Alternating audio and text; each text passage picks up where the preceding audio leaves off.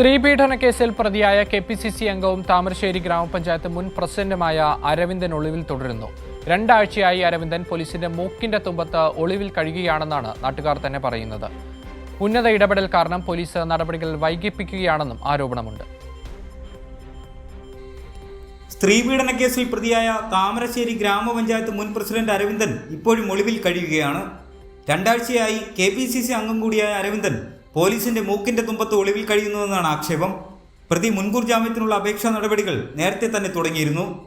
പോലീസിന്റെ അറിവോടുകൂടിയാണ് കോൺഗ്രസിന്റെ മുതിർന്ന നേതാവ് കൂടിയ അരവിന്ദൻ ഒളിവിൽ കഴിയുന്നതെന്നാണ് ആക്ഷേപം. അരവിന്ദൻ പഞ്ചായത്ത് പ്രസിഡന്റ് ആയിരിക്കെ താൽക്കാലിക ജോലി ലഭിച്ച യുവതിക്ക് കരാർ നീട്ടി നൽകുന്നതുമായി ബന്ധപ്പെട്ട് വീട്ടിലേക്ക് വിളിച്ചു വരുത്തുകയായിരുന്നു.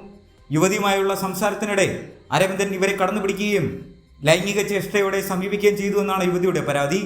യുവതിയുടെ പരാതി ലഭിച്ച ആഴ്ചകൾ പിന്നിട്ടിട്ടും ലൈംഗിക പീഡന കേസിലെ ആരോപിതനായ മുതിർന്ന കോൺഗ്രസ് നേതാവിനെ പിടികൂടാൻ കഴിയാതെ ഇരുട്ടിപ്പ് തപ്പുകയാണ് പോലീസ്. പ്രതിയെ പിടികൂടാത്തതിൽ വലിയ ജനപ്രതിഷേധമാണ് ഉയരുന്നത്. കൈരളി ന്യൂസ്, കോഴിക്കോട്.